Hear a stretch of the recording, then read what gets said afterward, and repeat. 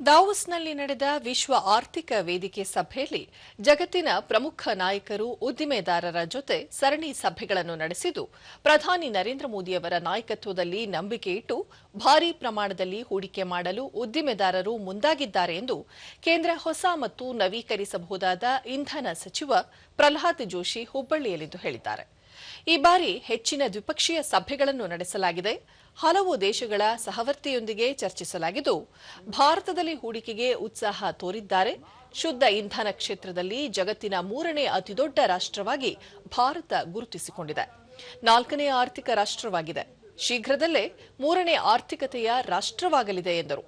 ವಿಶ್ವ ಆರ್ಥಿಕ ವೇದಿಕೆ ಶೃಂಗದಲ್ಲಿ ದೇಶದ ಹಲವು ರಾಜ್ಯಗಳ ಮುಖ್ಯಮಂತ್ರಿಗಳು ಪಾಲ್ಗೊಂಡು ತಮ್ಮ ತಮ್ಮ ರಾಜ್ಯಗಳ ಹೂಡಿಕೆಗೆ ಇರುವ ಅವಕಾಶಗಳ ಬಗ್ಗೆ ಮಾಹಿತಿ ನೀಡಿ ಹೂಡಿಕೆದಾರರನ್ನು ಸೆಳೆಯುವ ಪ್ರಯತ್ನ ಮಾಡಿದರು. ಮುಖ್ಯಮಂತ್ರಿ ಸಿದ್ದರಾಮಯ್ಯ ಗೈರು ಹಾಜರಾಗಿದ್ದು ಸರಿಯಲ್ಲ ಎಂದರು. ವಿಧಾನಸಭೆ ಜಂಟಿ ಅಧಿವೇಶನ ಉದ್ದೇಶಿಸಿ ರಾಜ್ಯಪಾಲರು ಭಾಷಣ ಮಾಡಿ ವಾಪಸ್ ಬರುವ ವೇಳೆ ಕಾಂಗ್ರೆಸ್ನ ಶಾಸಕರು ನಡೆದುಕೊಂಡ ರೀತಿ ಸರಿಯಲ್ಲ, ಈ ರೀತಿ ನಡೆದುಕೊಳ್ಳುವುದು ಒಳ್ಳೆಯದೂ ಅಲ್ಲ, ಅನುಚಿತವಾಗಿ ವರ್ತಿಸಿದ ಸದಸ್ಯರ ವಿರುದ್ಧ ಕ್ರಮ ಕೈಗೊಳ್ಳಬೇಕಾಗಿದೆ ಎಂದು ಹೇಳಿದರು. ದೇಶದಲ್ಲಿ 415ಕ್ಕೂ ಹೆಚ್ಚು ಸಂಸ್ಥೆಗಳು, ಯೋಜನೆಗಳು, ವಿಮಾನ ನಿಲ್ದಾಣ, ಬಂದರು, ಕ್ರೀಡಾಂಗಣಗಳಿಗೆ ಜವಾಹರಲಾಲ್ ನೆಹರು ಹೆಸರನ್ನು ಕಾಂಗ್ರೆಸ್ ಸರ್ಕಾರದ ಅವಧಿಯಲ್ಲಿ ನಾಮಕರಣ ಮಾಡಲಾಗಿದೆ. ಎಷ್ಟು ಯೋಜನೆಗಳಿಗೆ ಮಹಾತ್ಮ ಗಾಂಧಿ, ಸರ್ದಾರ್ ವಲ್ಲಭಭಾಯಿ ಪಟೇಲ್ ಹೆಸರು ಇಟ್ಟಿದ್ದಾರೆ ಎಂದು ಅವರು ಪ್ರಶ್ನಿಸಿದರು. ಪೋರ್ಟ್ ನೆಹರು, ಒಂದು ಏರ್ಪೋರ್ಟ್ ರಾಜೀವ್ ಗಾಂಧಿ, ಇನ್ನೊಂದು ಏರ್ಪೋರ್ಟ್ ಇಂದಿರಾ ಗಾಂಧಿ. ಯಾಕೆ ಇಡ್ಲಿಲ್ಲ ನೀವು ಹಂಗಾರೆ ಮಹಾತ್ಮ ಗಾಂಧಿ ಹೆಸರು? ಎಷ್ಟಕ್ಕೆ ಇಟ್ಟಿದ್ರಿ ನೀವು?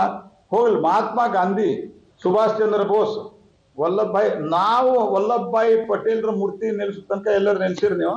ಜೀವನ ಪೂರ್ತಿ ಗಾಂಧಿ ಅವ್ರನ್ನ ಸುಮ್ಮನೆ ಒಂದೇ ಎರಡ ಕಡೆ ಎಲ್ಲೇ ಇಟ್ಟು 2047 ಲೆಕ್ಕಿಲ್ಲದೆ ಖರ್ಚು ಮಾಡುವಂತ ಏನ್ ಸಿಸ್ಟಮ್ ಅದ್ರ ಅದನ್ನ ನಾವು ತಡೆ ಹಿಡಿದಿದ್ವಿ. ಎಕಾನಮಿ ಅತ್ಯಂತ ತೀವ್ರ ಗತಿಯಲ್ಲಿ ಬೆಳೀತಾ ಇದೆ. ಜಗತ್ತಿನ 4ನೇ ಅತಿ ದೊಡ್ಡ ಆರ್ಥಿಕ ವ್ಯವಸ್ಥೆ, ಮೇಜರ್ ಅರ್ಥವ್ಯವಸ್ಥೆಗಳಲ್ಲಿ we are the fastest growing economy of the world today.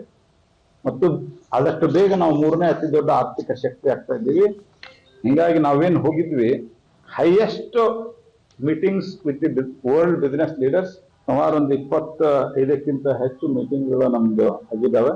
ಬಹಳ ದೊಡ್ಡ ಪ್ರಮಾಣದಲ್ಲಿ ಬೇರೆ ಬೇರೆ ಜಗತ್ತಿನ ಬಿಸಿನೆಸ್ ಟೈಕೂನ್ಸ್ ಅಂತ ಏನ್ ಕರಿತೀವಿ ನಾವು ಇಂಗ್ಲಿಷ್ದಾಗ, ಬಿಸಿನೆಸ್ ಲೀಡರ್ಸ್ ಭಾರತದಲ್ಲಿ ದೊಡ್ಡ ಪ್ರಮಾಣದಲ್ಲಿ ಇನ್ವೆಸ್ಟ್ಮೆಂಟ್ಗೆ ಆಸಕ್ತಿಯನ್ನು ತೋರಿದೆ.